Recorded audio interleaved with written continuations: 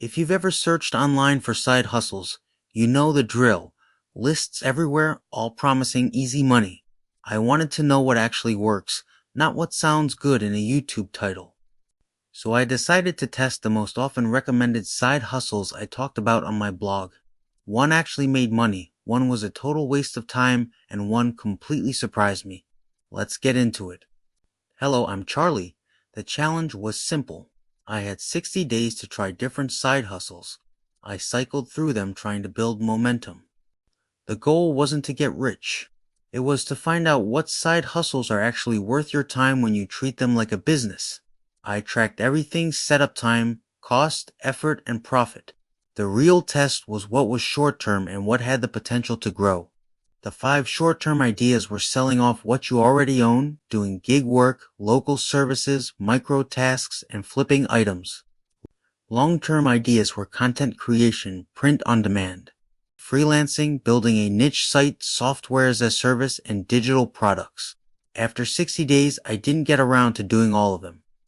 I sold off items I had, I did local services, and I flipped items. With these short-term ideas, the goal was to have the shortest time to first dollar. I didn't want to take forever to finally get money coming in. Of all these, there are several strategies you could implement. Selling your own stuff could be on eBay, Etsy, Walmart, Marketplace, or Amazon, plus any kind of flea market or pop-up shop that you could do in person.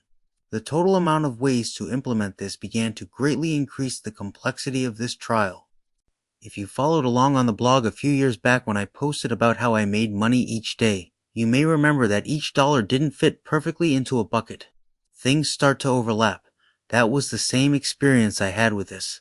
The winner of the shortest time to first dollar was selling my own stuff on Facebook Marketplace. I posted a frame art piece and got the money the same day in cash. eBay also worked out well, but I ran 7-day auctions. After 7 days, I had a sale. I did run into some buyers waiting a couple weeks before paying and one that never paid. 7 days of running the auction, waiting for a payment that never comes, and then having to rerun the auction for another 7 days really dragged out the time. For the local service, I continued with detailing.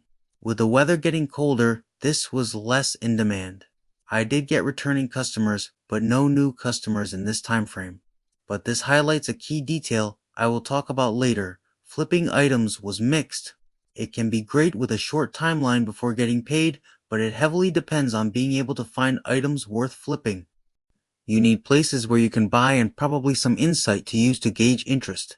Knowing about art makes it easier to find art that is worth flipping, and the same goes for clothing, sports cards, comic books, musical instruments, and just about anything else.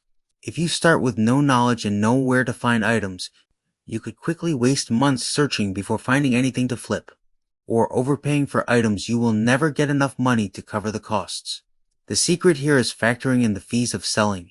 eBay, Etsy, and Amazon are not free to sell on, combined with the cost of shipping. You have to have a big enough margin that you can still profit and even a little extra room for negotiating or offering a promo. After about 30 days, I started switching over to more longer-term ideas. Creating content was a total disaster. I tried TikTok and Instagram, and even created a second YouTube channel. From this channel and its 2 subscribers, you can see that I suck at this. It makes no money and it takes an incredible amount of time. This was by far the most time-consuming side hustle on the list and made nothing. For print on demand, I designed a shirt and sold it. It was sold on Etsy. This goes back to the point that a lot of these hustles overlap. However, I just sold one. Freelancing was another loser. It has potential and could be really profitable. However, unlike reselling where you are basing all the credibility off the brand of the item you are selling, you are basing everything on the perceived notion that you can provide value. Without a strong following, solid portfolio, and some connections, this is a steeper hill to climb. While not entirely out of the realm of possibility, this seems to be a better fit when there's a longer runway. You need time to build up to it. The first couple clients might need to be free or at least discounted. Having a budget for marketing would also help speed up the time to the first payment. Software as a service and websites in general were also mixed. Again, it goes back to the amount of work required. You can't just start selling subscriptions until you actually have software to offer. Similar to freelancing, there is no brand to mooch credibility off of. You need to establish it yourself. Without reviews and testimonials, new customers are skeptical. With the time to create the product and then attempt to sell it, it's not a quick moneymaker. However, once you get past the building part, scaling should be easy if you can get it in front of the right audience. Websites are quicker to launch, but also cheaper. I had some interest that came from a site I listed on eBay, but in the end, it wasn't sold. If you followed along on the blog in the past, you may remember that selling websites was once my main hustle. I would still do this, but it's primarily more for the reason that I like doing it over anything else. It's a hobby that could be a business, but if it stays a hobby, I would be fine with it. The big hurdle now is battling AI. Websites that used to be an easy sell can quickly be spun up with AI, making them less valuable. No one wants to pay for something they can have ChatGPT make for free. Speaking of ChatGPT, digital products were also mixed. There are two different types of products I went with. The first was images and then PDF guides. Images were a bit easier, but still had a ton of competition. It was similar to the websites where you are fighting against AI. The work is all front-loaded, and without a strong brand, there's no consumer trust. Sales are few and far between before eventually hitting it consistently, and it's really a numbers game. If you can spend 1 year just getting designs ready, you would be in a good position. If you need money by the end of the month for rent, this likely won't work. PDFs were actually harder. ChatGPT can help write it, but it would be the exact same if a potential customer just asked ChatGPT. You need to add some personal stories, tips, and ideas that are not directly from ChatGPT in order to be of any real value. Otherwise, a customer can just ask ChatGPT for the solution to the problem you are trying to solve and generate the exact same thing. Overall, I wasn't a fan of this. It felt the most scammy and ended up needing a lot of work to redo to offer a real solution. This works if you have some insight on a solution to a common problem that goes beyond generic advice you can find on Reddit. Still, it was a numbers game. One PDF is less profitable than 100, but the time it takes to create them could be wasted if they don't end up selling. What happened after the 60 days that was surprising was eBay, Etsy, Walmart, and even the detailing had a spike. It started off slow, and I started to pivot to try other side hustles. But then the sales started to come in. Etsy had the most sales, most of which came in the 31 to 60 day mark. eBay was second, and Walmart also had the same pattern. The realization was that none of this is really instant. It takes time to build. Posting something for sale on Etsy doesn't generate sales within the hour. It starts off slow and increases over time. Just because 30 days went by and you didn't get enough money to buy a yacht doesn't mean the idea is a waste of time. Slow and steady wins the race.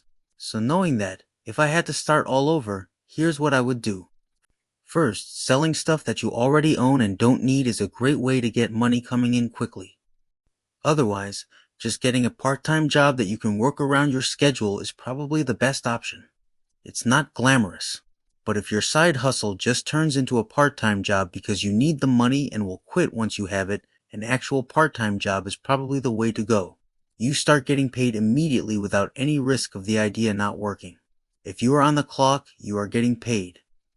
Got stuff to sell. eBay once said the average household has about $1,000 worth of items just waiting to be sold. So why not turn that clutter into cash? Paying for items to flip or advertising would greatly speed this along. That initial money could be used for either selling items or a part-time job would be my pick for short term. However, I would stack that with a longer-term hustle.